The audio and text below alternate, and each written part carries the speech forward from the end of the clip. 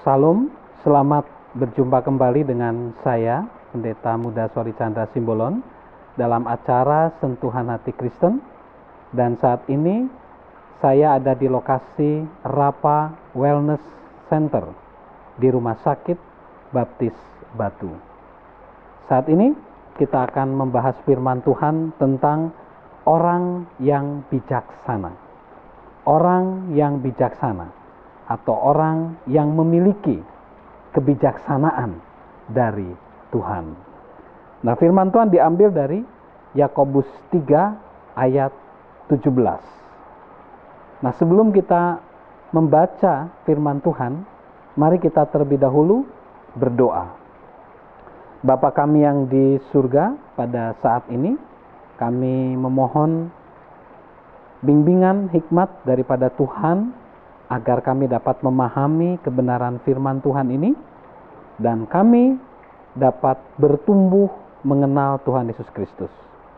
Biarlah Tuhan, firman ini menyinari batin kami, sehingga kami bisa terus bertumbuh di dalam Tuhan dan semakin mencintai Tuhan dan dipenuhi dengan kebijaksanaan-Mu. Hanya di dalam nama Yesus Kristus kami telah berdoa dan bersyukur. Amin. Nah, pemirsa yang terkasih di dalam Yesus Kristus, firman Tuhan tentang kebijaksanaan ini diambil dari Yakobus pasal 3 ayat yang ke-17. Mari kita buka firman Tuhan dari Yakobus 3 ayat 17. Demikianlah firman Tuhan.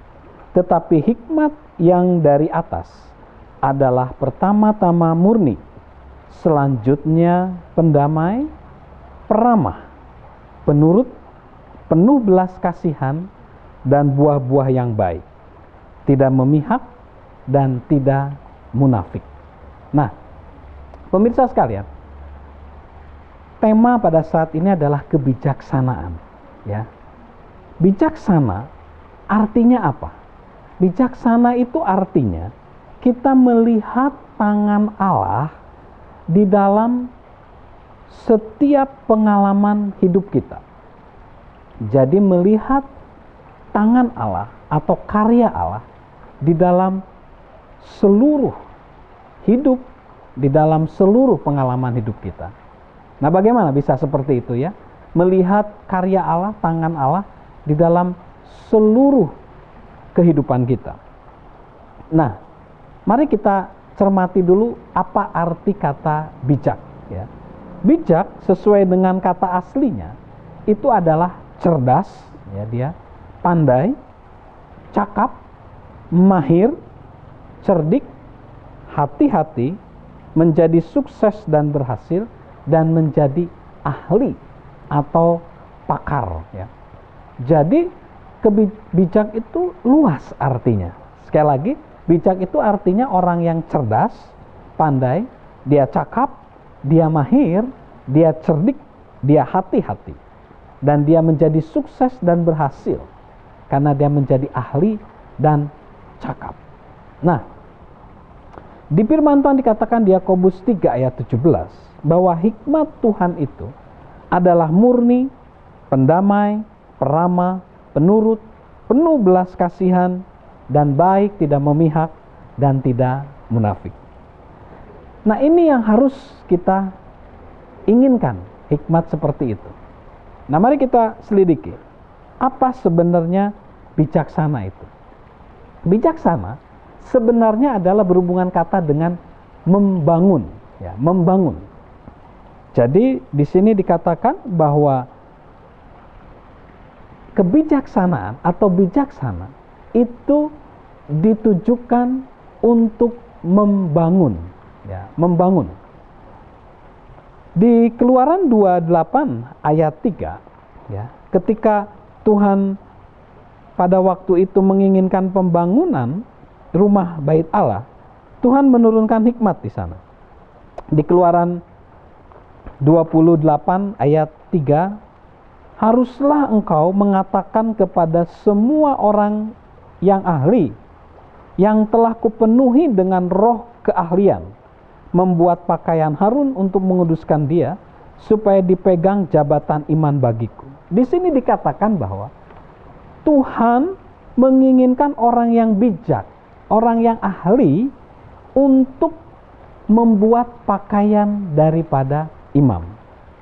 Dan juga di selanjutnya di Keluaran 31 ya, ayat 3 dan 6-nya, Tuhan juga mengatakan, dan telah kupenuhi dia dengan roh Allah, dengan keahlian dan pengertian dan pengetahuan dalam segala macam pekerjaan, untuk membuat berbagai rancangan supaya dikerjakan dari emas, perak, tembaga, mengasah batu permata supaya ditata, mengukir kayu, dan sebagainya.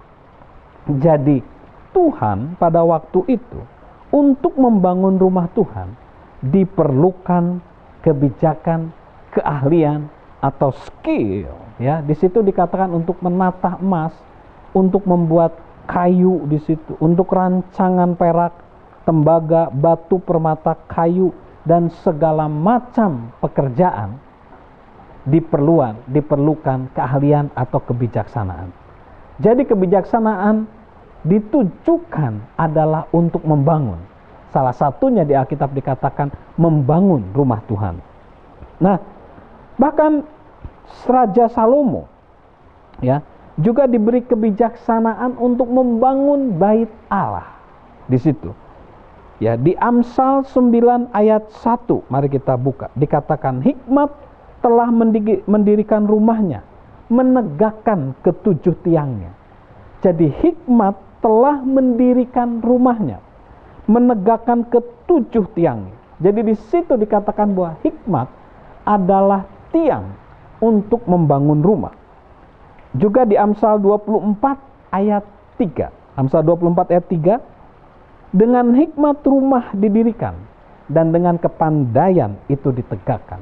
Dengan hikmat rumah didirikan, dan dengan kepandaian itu ditegakkan. Ini luar biasa ya. Jadi di sini dikatakan bahwa hikmat itu dapat mendirikan rumah, dan hikmat dapat menegakkan ya. Kepandaian di situ kan hikmat.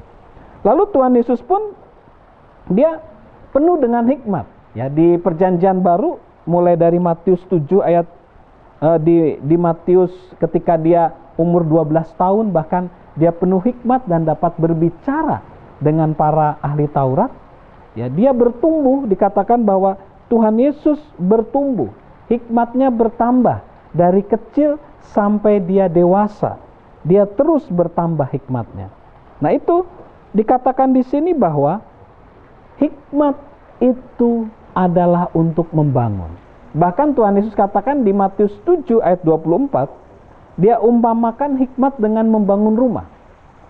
Ya, membangun rumah. Ya, membangun rumah di situ dikatakan bahwa membangun rumah adalah harus dengan hikmat. Karena ada yang membangun rumah di atas pasir dan ada yang membangun rumah di atas batu. Nah, jadi di sini dikatakan bahwa membangun rumah itu perlu hikmat. Berarti hikmat disamakan dengan membangun, ya. Nah, lalu jelas di situ bahwa kebodohan, ya, kebalikan dari hikmat itu menghancurkan. Jadi hikmat itu adalah membangun, tetapi kalau kita bodoh itu menghancurkan. Di Amsal 14 ayat 1, perempuan yang bijak mendirikan rumah, tetapi yang bodoh meruntuhkan dengan tangannya sendiri. Jadi di sini perbedaannya bahwa fungsi dari kebijaksanaan adalah membangun. Ya, ada seseorang, saya baru diceritakan kemarin oleh saudara saya bahwa dia adalah anak seorang pejabat, dan pejabat itu memiliki banyak harta ketika dia menjabat. Namun ketika ayahnya meninggal, anaknya tidak punya hikmat di dalam mengelola harta warisan. Akhirnya dia menjual semua harta warisannya, dia foya-foya, dan akhirnya si anak pejabat ini menjadi miskin. Nah, dia menjadi miskin karena dia tidak punya hikmat di dalam mengelola daripada harta yang sudah diwariskan orang tuanya. Nah, oleh karena itu, saudara-saudara yang terkasih dalam Yesus Kristus, kita perlu sadari bahwa di dalam membangun rumah tangga, membangun kehidupan, membangun usaha, kita memerlukan yang namanya hikmat atau kebijaksanaan.